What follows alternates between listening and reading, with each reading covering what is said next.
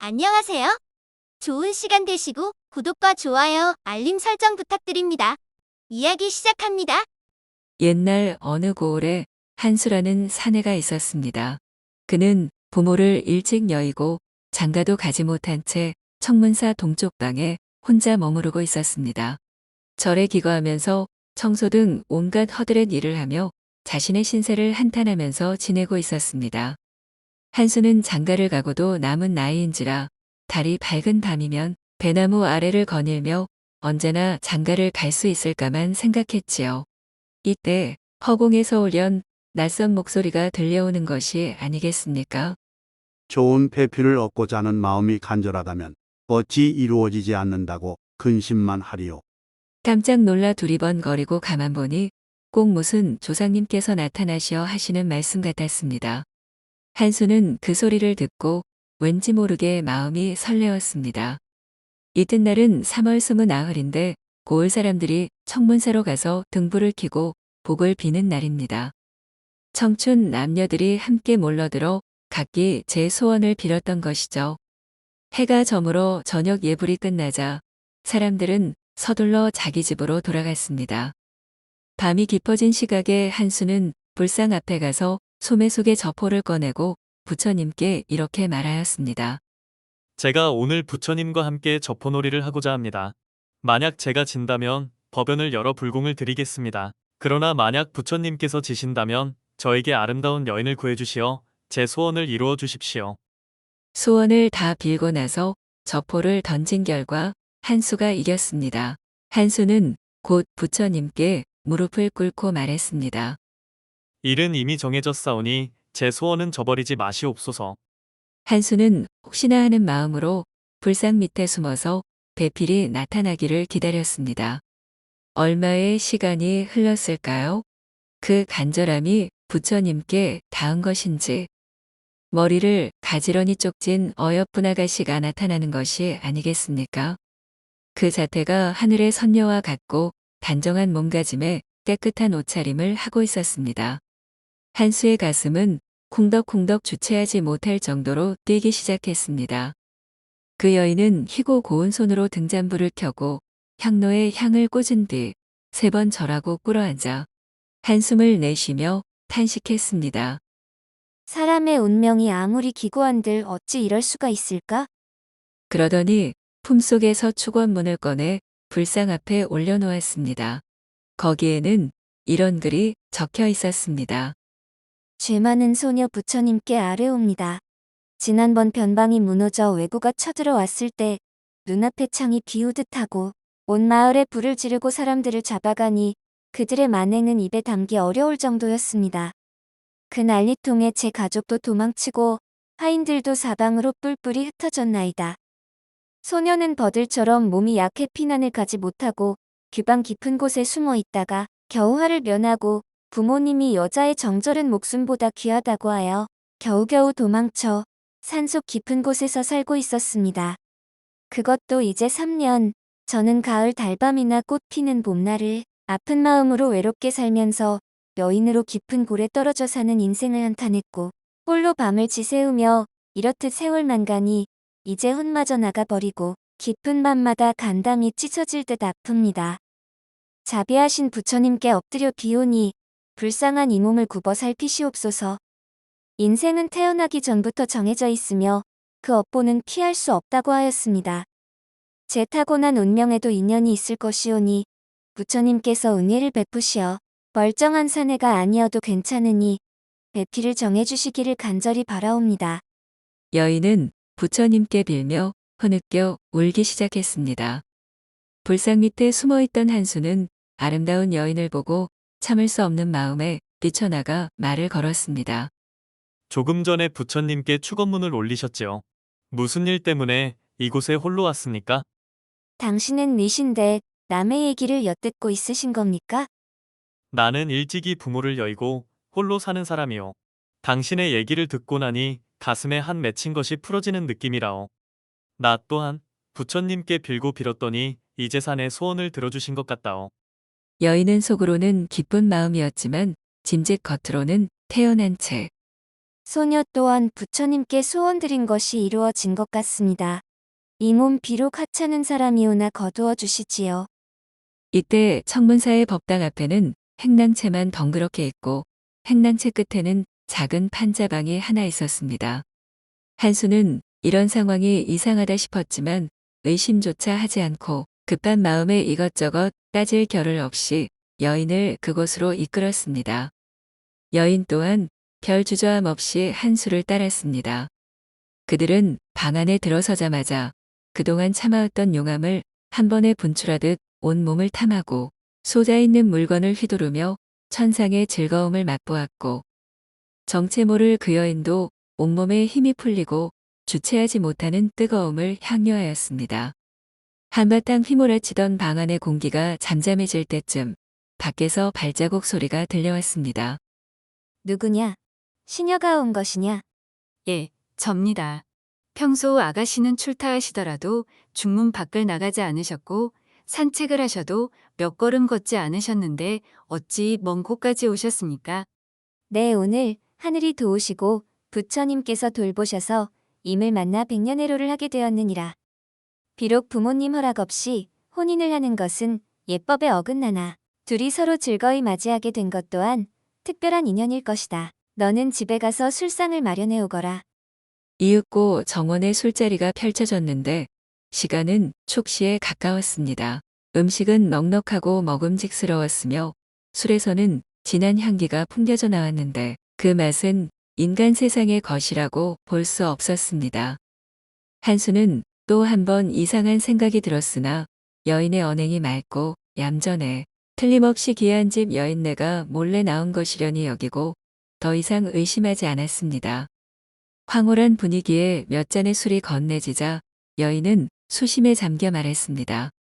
오늘 이곳에서 난군을 보게 되었으니 어찌 하늘이 주신 행운이 아니겠습니까? 난군께서 저를 버리시지 않으신다면 언제까지나 난군의 시중을 들겠습니다. 그러나 제 소원을 들어주시지 않는다면 영원히 자취를 감출 것입니다. 한수는 이 말을 듣고 한편으로 감동하고 한편으로 놀라워했습니다. 내 어찌 당신의 말을 따르지 않으리오. 걱정 마시오. 이때 다른 기호로 서쪽 봉우리에 걸리고 마을에서 닭 오는 소리가 들렸습니다. 날이 밝아오자 여인이 시녀에게 말했습니다. 너는 술자리를 거두어 집으로 돌아가거라. 시녀는 대답하자마자 사라졌는데 어디로 갔는지 자취를 찾을 수 없었습니다. 시녀가 사라지자 여인은 한수에게 말했습니다. 이제 인연이 정해졌으니 난군과 함께 간들 상관이 없겠지요. 한수는 고개를 끄덕인 후 여인의 손을 잡고 마을로 내려갔습니다. 그런데 길 가던 사람이 여인은 보지 못하고 한수에게 물었습니다. 서생은 새벽부터 어디를 다녀오시오? 한수는 머뭇거리다 대답했습니다.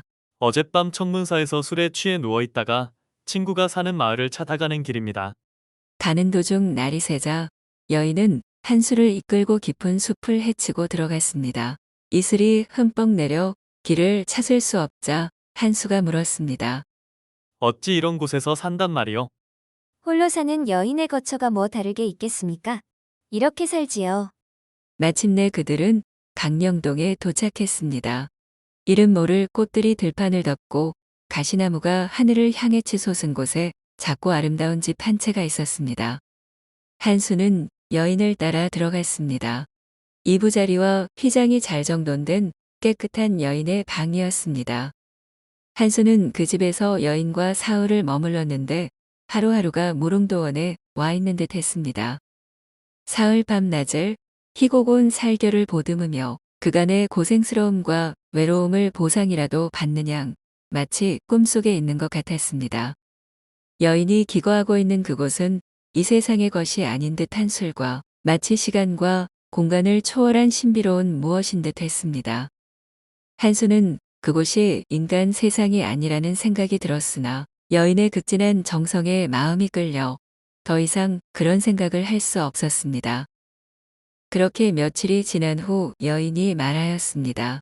이곳에서의 사흘은 인간 세상의 3년과 같습니다.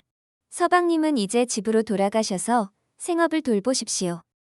마침내 이별을 얘기하자 한수는 탄식했습니다. 어찌 이별이 이다지도 빠르단 말이오. 걱정 마십시오. 다시 만나 평생의 소원을 풀 것입니다. 서방님이 이런 누추한 곳까지 오시게 된 것은 반드시 정해진 인연이 있었기 때문입니다. 그러면서 여인은 진주 비녀를 꺼내 한수에게 주며 말했습니다. 내일 수련사에서 부모님이 저를 보러 오실 것입니다. 만약 저를 버리지 않으실 거라면 수련사로 가는 길가에서 부모님을 기다리고 계시다가 함께 절로 가셔서 제 부모님께 인사를 드려주십시오. 좋소. 알겠소. 내 그리하리다. 이튿날 한수는 여인이 말한 대로 진주 비녀를 들고 수련사 가는 길가에서 여인의 부모님을 기다렸습니다. 이윽고 어떤 지체 높은 집안에서 딸의 제사를 치르기 위해 수레와마를 줄줄이 이끌고 수련사로 가고 있었습니다. 이때 진주 비녀를 든 길가의 한수를 본 종이 주인에게 말했습니다. 아가씨 장례 때 함께 묻었던 진주 비녀를 어떤 이가 가지고 있습니다. 그게 무슨 말이냐? 저 서생이 가지고 있는 진주 비녀를 보십시오. 주인은 서생이 진주 비녀를 갖고 있는 연유를 물었습니다. 이에 한수는 전날 여인과 약속한 바를 그대로 이야기하였습니다. 주인은 놀라 의아해하더니 잠시 후 입을 열었습니다. 내 스나에 외동딸이 있었네. 그런데 그 아이는 왜구들이 쳐들어와 난리가 났을 때 목숨을 잃고 말았지. 정식으로 장례도 치르지 못한 채 당령사 옆에다 묻어주고 오늘에 이르렀네. 오늘이 벌써 제삿날이라 절에서 제를 올려 명복이나 빌려줄까 해서 가는 길이라네. 자네가 약속을 지키려거든 내 딸을 기다리다가 같이 오게. 주인은 말을 마치고 수련사로 먼저 떠났습니다. 한수는 우두커니 서서 여인을 기다렸습니다. 과연 얼마 지 않아 여인은 시녀를 데리고 한수에게 왔습니다. 그들은 손을 잡고 기뻐하며 수련사로 갔습니다. 여인은 절에 도착하자 부처님께 절을 올리고 하얀 휘장 안으로 들어갔습니다. 부모와 친척, 승려들은 모두 그 여인을 보지 못하였습니다. 오직 한수의 눈에만 보일 뿐이죠. 여인은 한수에게 말했습니다. 저녁이나 드시지요. 한수는 그 말을 듣고 부모에게 전했습니다. 그 부모는 시험 삼아 함께 밥을 먹자고 했습니다. 오직 수저와 그릇에 부딪히는 소리만 들렸는데 인간이 먹는 소리와 다를 바 없었습니다. 여인의 부모는 탄식해 마지 않더니 한수에게 장막 옆에서 여인과 함께 자도록 권했습니다. 밤중에 한수와 여인의 이야기 소리만 들렸지만 사람들이 가만히 엿들으려고 하면 곧 그쳤습니다. 여인이 한수에게 말했습니다. 제가 여인으로서의 법도를 어겼다는 것은 잘 알고 있습니다. 그러나 깊은 꼴에 너무 오랫동안 묻혀 버림받은 몸이 되고 보니 사랑의 욕구가 피어올라 걷잡을 수 없게 된 것입니다. 지난번 절에 가서 부처님께 향불을 올리고 방명한 인생을 탄식했더니 뜻밖에도 3세의 인연을 만나게 되었습니다. 검소한 아내로서 서방님을 받들고 평생을 함께하며 지엄이의 도리를 다하려 했습니다. 그러나 한스럽게도 업보를 피할 수 없어 즐거움을 다하지도 못한 채 저승으로 가야만 합니다. 이제는 떠날 때입니다. 견우직녀가 헤어지듯 이별이 닥치니 처량하고 아득해 어찌할 바를 모르겠습니다.